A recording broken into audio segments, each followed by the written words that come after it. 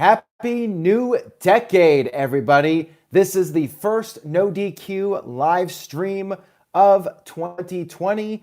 I am here to discuss AEW Dynamite, which was live from Jacksonville, Florida. Thank you to everyone watching, whether it's live or on demand. I appreciate your viewership and your support of NoDQ.com. Let's go ahead and get started with the live recap. We had a video package to celebrate AEW's homecoming to Jacksonville, Florida. The theme of the video package was we're supposed to be the winners, but it doesn't feel like we're winners. And all this footage shown of different guys taking various amounts of punishment and brutality. Then we went straight to the pyro and we had Taz, or as our good friend from back in the day, Mike Adamle would say, the Taz, on color commentary, replacing Tony Schiavone for 1 week. Tony was on assignment. I have to say right off the bat, I liked Taz on commentary. It was nice to have him back. Him and Jim Ross have good chemistry together. But of course, I do like having Tony Schiavone on commentary, so it's kind of a tough spot for AEW. Excalibur does a decent job. I saw some people on Twitter say that if anybody should be replaced on commentary, it should be Jim Ross. I hate to say that, but some people are critical about JR's recent performances. Taz did a very solid job. So really, you could have Taz on there, you could have Tony Schiavone on there, you could have Jim Ross, Excalibur. I think they all do solid jobs on commentary. We kicked off with a Darby Allin video package where he was wearing this paper mask of Cody Rhodes, and then he set the mask on fire. He then made his entrance, and we had a guy who was out there with him. I'm not sure who this guy was, but I think the announcers mentioned him. I had no idea, though, who he was. He was wearing this Cody mask. The mask was removed, and he had this leather face-like mask on. It was a pretty cool entrance for Darby Allin. The announcers did bring up how the AEW rankings have now been reset, so it's a new year, clean slate for everybody. We have a name here, a super chat. I'm all flustered here because this person is giving me a comment that I'm not going to read because I am not deeming it proper. But thank you for that super chat. I'm not mentioning your name either. So we'll just move on to the next one. Caleb Jacobs with the real first super chat of the decade. $2 from Caleb. He says, Tony Schiavone and Taz, go Trump, he says. Well, there you go. Caleb Jacobs, he is voting for Donald Trump in 2020. So if you guys love Donald Trump, Caleb Jacobs is your new best friend. If you don't like Donald Trump, then you could tell Caleb where to stick it. But I'm going to move away from politics. We're here to talk about some AEW.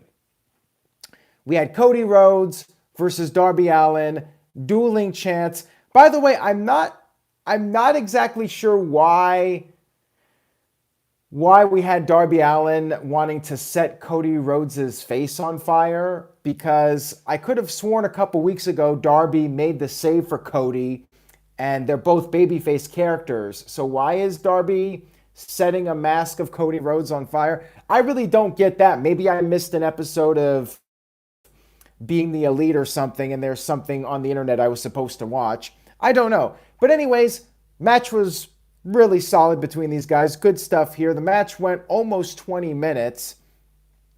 And Darby was acting like a heel during it. He pulled off the turnbuckle padding at one point, but I guess the idea was because the rankings are reset, you got to do whatever it takes to get a win. But I'm still confused here because I felt like on one hand, the whole idea was supposed to be that Darby is this underdog, Jeff Hardy-like character, but he's doing heel things. He's burning Cody Rhodes masks. He's removing the turnbuckle padding. So I'm a little confused by that. Match, though, really solid. Darby hit this coffin drop to Cody Rhodes on the apron. And then we had a commercial break. Darby kicked out of the crossroads, so he was really taking it to Cody. But then he went for the coffin drop again in the ring. Cody got his knees up and then pinned a very game Darby Allin. By the way, I should mention here that part of the story was Arn Anderson coming out there with Cody Rhodes as Cody's new manager. Why Cody needs Arn as his manager right now, I really don't understand, because the whole storyline with Shawn Spears is over, to my knowledge. It's MJF and Cody. That's the new storyline. So why is Arn Anderson managing Cody Rhodes? Like, it would have made sense when the Shawn Spears storyline was going on, because you had Tully Blanchard there. You would have Arn Anderson come in to counteract Tully. But that storyline's over now. So why is Arn Anderson managing Cody Rhodes? That I don't get, but whatever. I like how Arn was giving Cody advice. But again, why does Cody need advice to beat Darby Allin? Again, I really don't understand it. It feels like it's thrown together. The match was really good, though. And Arn had to give Cody a signal to have Cody get his knees up when Darby was going for the coffin drop. So again, I mean, Cody's a babyface. Why does he need a manager to help him win matches? I don't really understand it, but I'll go ahead and go with the flow here. Good opening match to kick off the show. We had a backstage interview with SCU. They talked about everybody wanting to step up, and they brought up the Dark Order. Scorpio referred to them as spooky perverts. And then Sammy Guevara, came in and congratulated them, but then took a shot at Daniels and saying, what does Daniels have to offer now besides wrinkles on his face? Daniels took exception to this and then proceeded to challenge the young, brash Sammy Guevara to a match on next week's edition of AEW Dynamite, and managed to smear Sammy's phone in the process, which apparently was a Christmas present, and Sammy was not amused by that.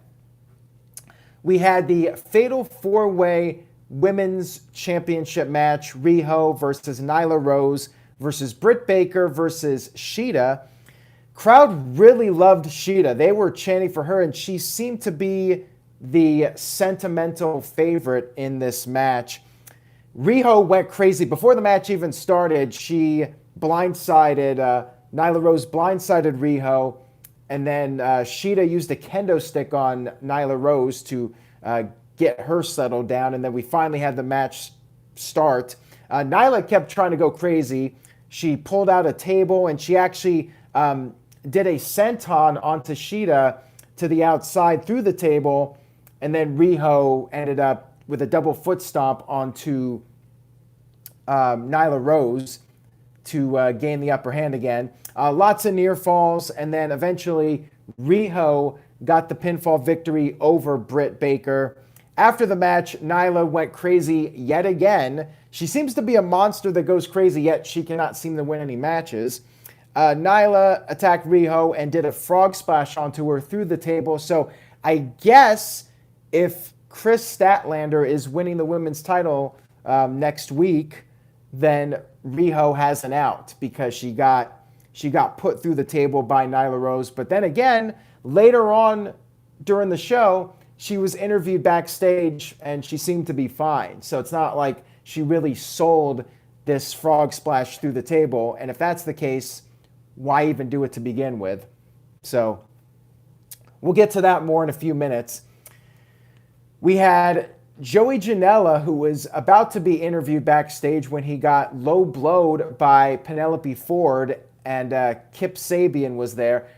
I thought, correct me if I'm wrong here, guys, I thought that we had a feud between Shawn Spears and Joey Janela. Somebody correct me if I'm wrong. I thought that was the storyline. So why is Kip Sabian attacking Joey Janela? Again, was there something on Being the Elite that I missed? Just wondering. It came off as very random to me.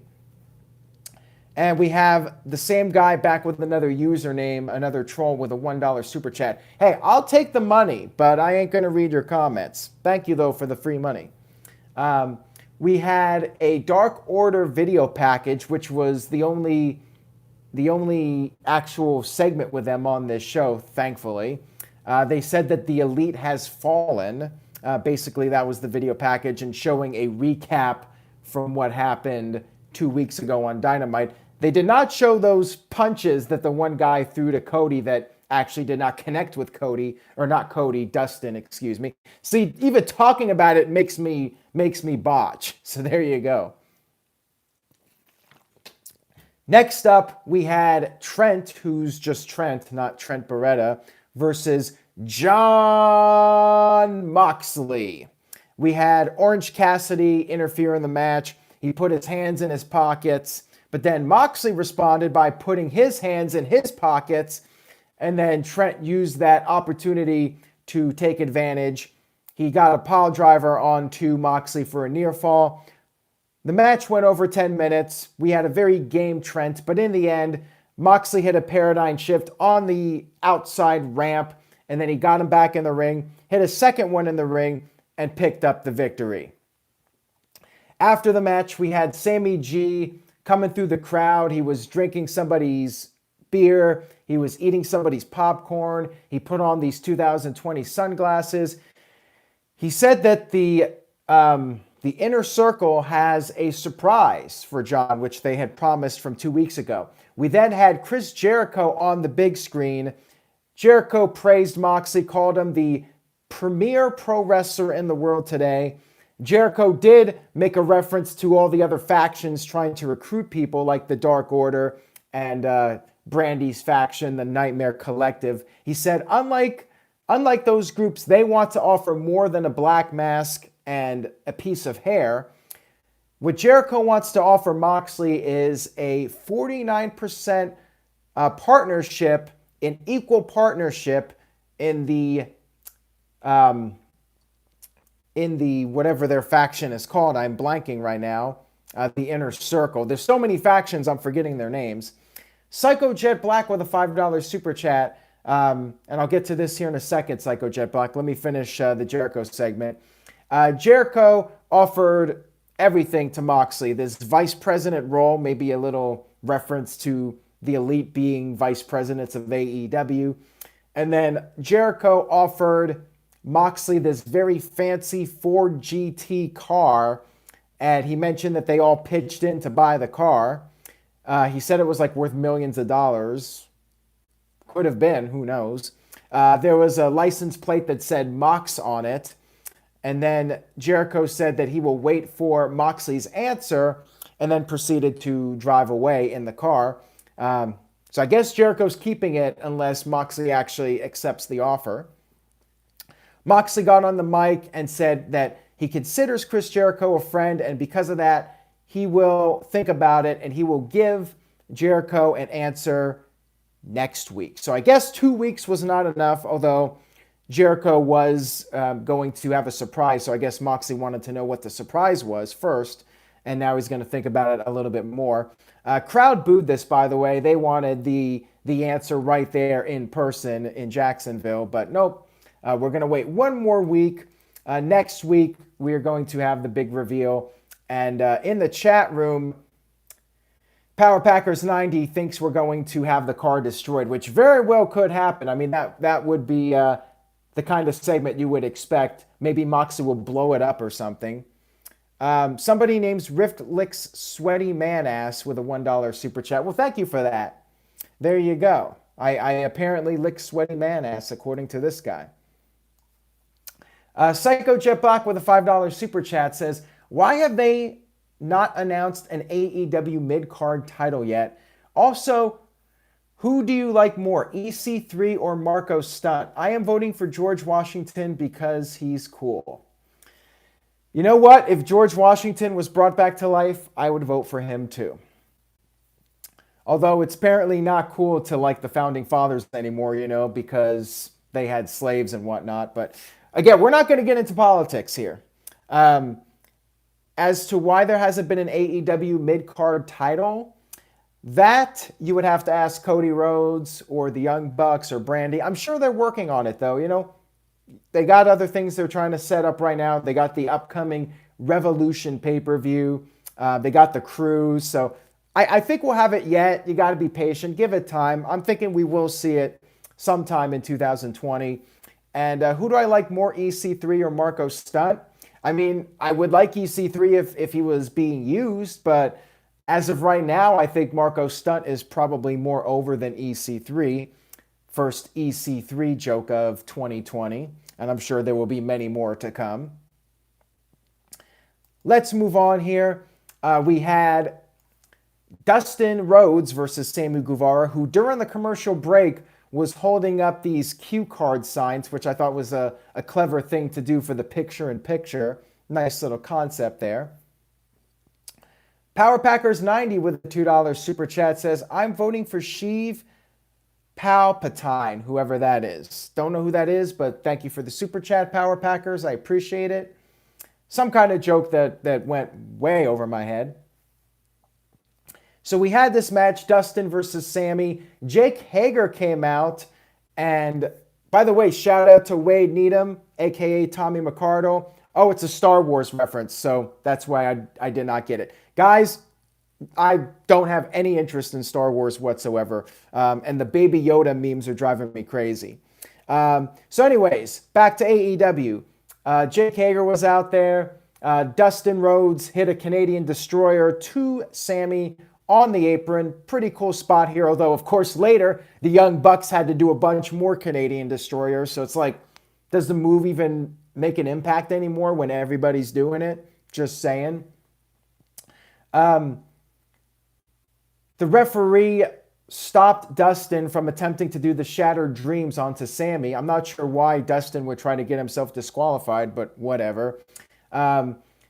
While the referee was checking out Sammy to make sure he was okay from this attempt at a Shattered Dreams. I don't know why you'd have to check on him when Dustin didn't actually hit the move, but you know, this was all to set up the finish here. Referee distraction. Jake Hager with a low blow, and Sammy got the pin over Dustin. Another good match. I mean, the wrestling on this show was really solid. I still think that some things that they do, it doesn't make a lot of sense, but the athleticism is great. And, you know, it was a very solid show in terms of the quality of the matches. Backstage, we had the Private Party interviewed in this bar. I guess Dolly's place in Jacksonville has a bar. And they were asked about their New Year's resolutions. And that's when Adam Page showed up as their bartender and was kind of a prick to them. He said he could whip both of their asses and said their party sucks. And then he proceeded to walk off and take the drink. We had MJF come out for perhaps, well, at least for me, the best segment of the show. Because as you guys know, I'm a sports entertainment guy. So the wrestling is fine and all, but I like the promos and I like the build, the storyline build up. So MJF comes out, and before we get to him, let me answer this question or comment here from Dylan, who left a $5 super chat. Thank you for that, Dylan. He says, Aaron, to answer your past questions, Darby wanted to break the tie between him and Cody, but, and then he says, Penelope Ford was Joey's girl and left him for Kip Sabian. Well, I know nothing about that, so it would have been nice if I was aware of it. I don't know if AEW has shown any footage on television of this Penelope Ford stuff, but you know, I'm totally in the dark with it. So to me, it's just some random thing. And then as far as Darby wanting to break the tie, that's fine and all, but why are you setting his face on fire? That's my question. If he's a babyface character, why is he doing that? Just wondering.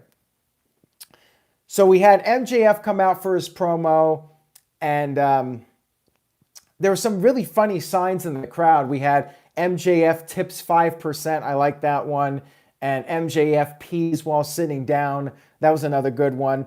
And then he said, and this is a direct quote, if your heads weren't so far up your asses, maybe you'd see shit clearly. Good one, MJF. Well done. And then he called Cody Rhodes a mouth-breathing moron, I should say. Then MJF announced what his stipulations are. If Cody wants a match, here's what Cody has to do. First of all, MJF wants the match at AEW Revolution. And why not? It's a pay-per-view. You make more money by appearing on the pay-per-view. Makes sense.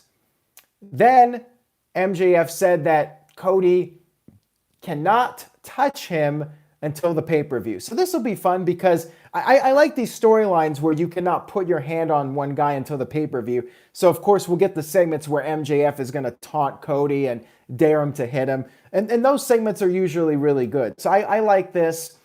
And it's something that they can do to set up the match. Good stuff here.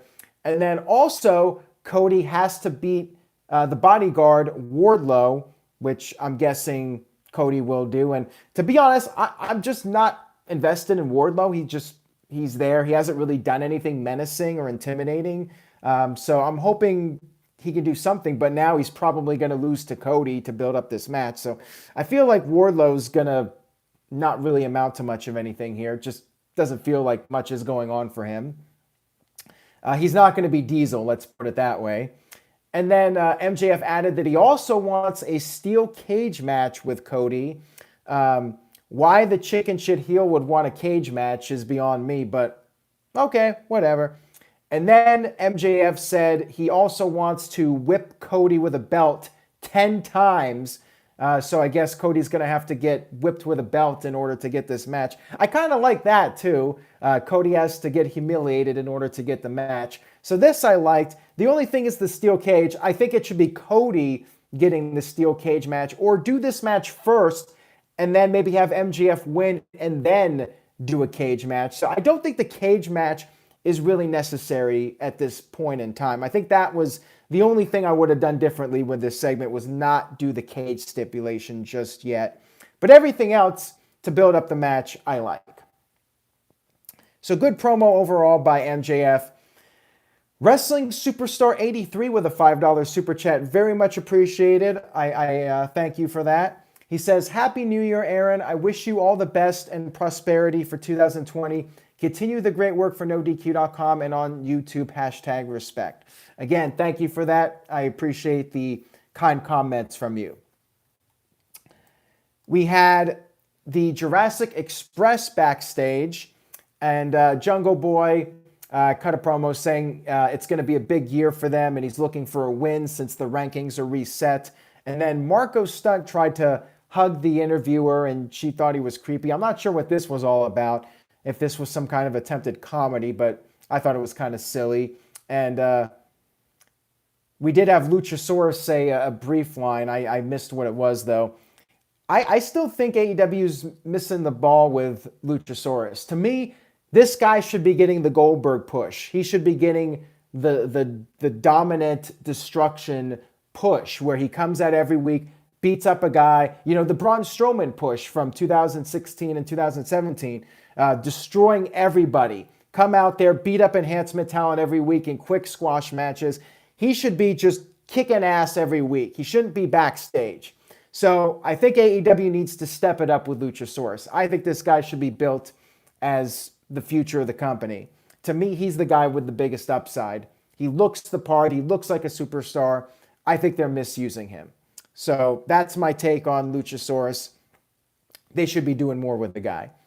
We had Adam Page out on commentary for the main event, and he was drinking alcohol, and it even said on the graphic that he's been drinking. So I guess this is part of Adam Page's heel turn, where he's drinking and he's just kind of going off the rails here.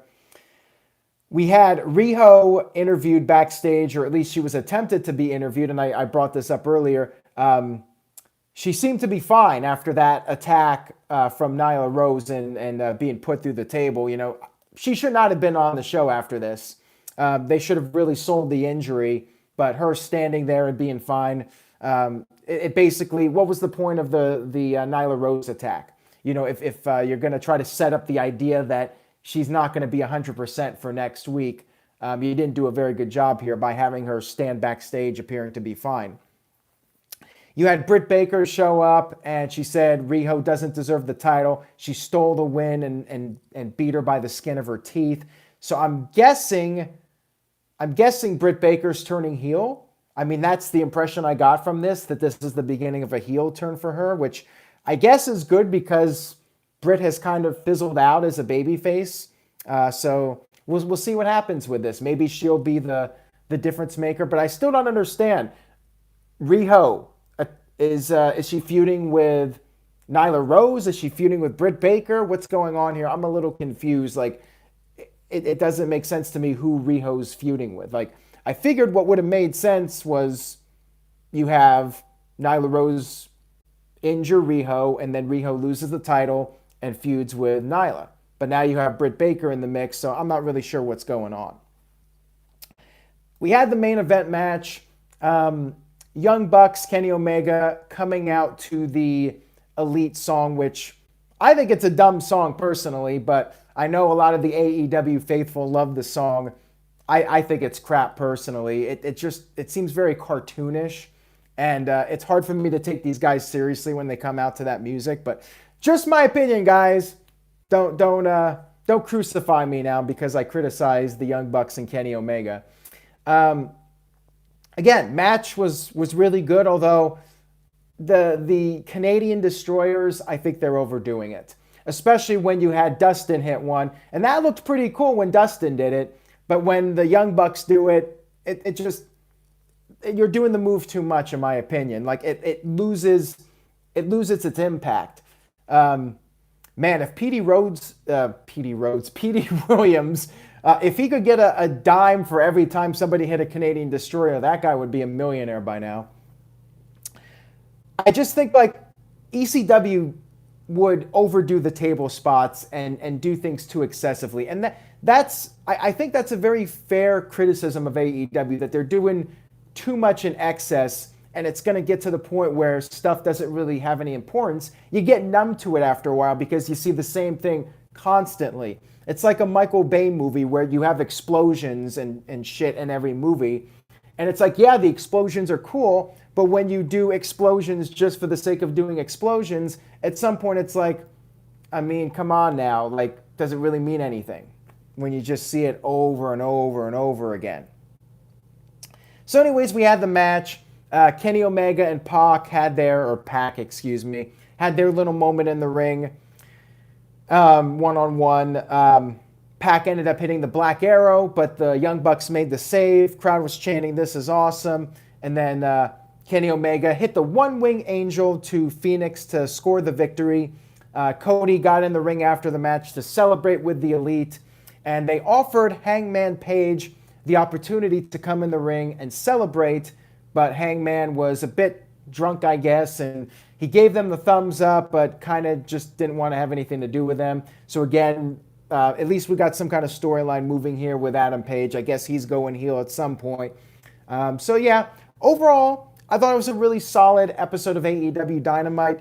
I still think that some of the things they do really don't make much sense, but the wrestling was consistently really good on this show. I mean, almost like a pay-per-view quality show from AEW in terms of the in-ring work. So they did bring it up, and they built up some stuff for next week, I should say. So overall, really good show here. Dylan with a $5 super chat says, "Why can't Riho feud with multiple people? It could lead to a 3 or 4-way. Intertwining storylines is what the angles in the Attitude Era, or what made the angles in the Attitude Era interesting."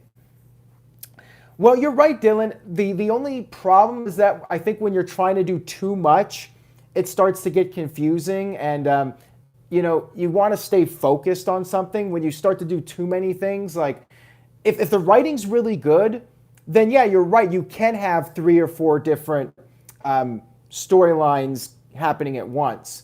But if the writing's bad, then it just becomes a mess to follow, and I think it ends up being more of a negative than a positive.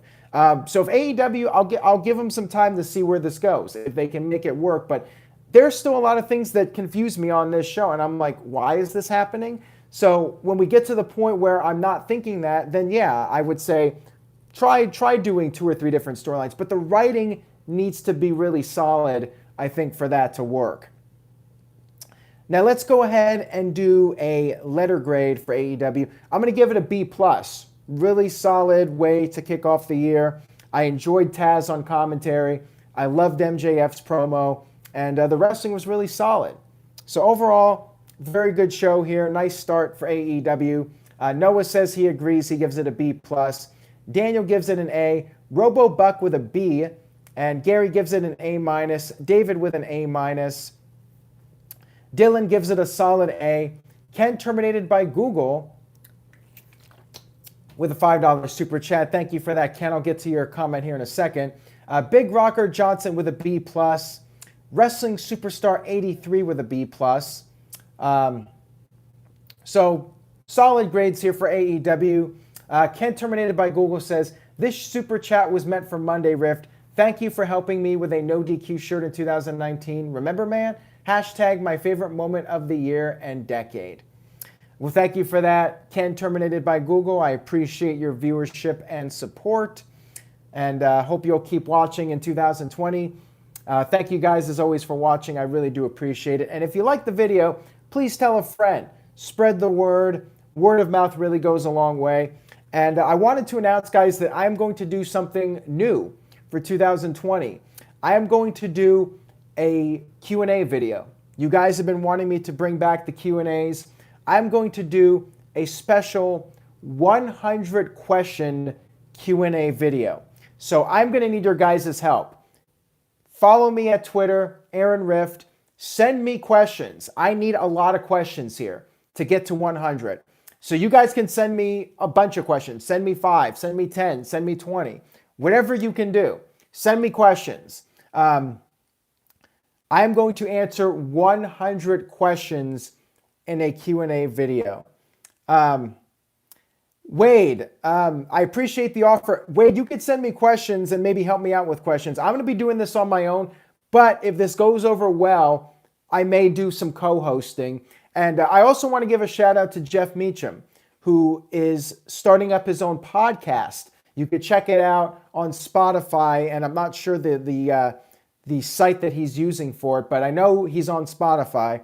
Follow him at _Jeff Meacham. And I think I'm going to be doing a podcast appearance with Jeff. Anchor, thank you for that, Noah. He's on Anchor and also Spotify. So check out Jeff's new podcast. I thought he did a great job for his first show. He seems to be getting back into his mojo. I know he's been starting and stopping with his content. But Jeff does a great job. When Jeff is on the ball, he's one of the best when it comes to talking about wrestling. So check him out at _Jeff Meacham. Find him on Spotify. And I should be making an appearance on one of his upcoming videos.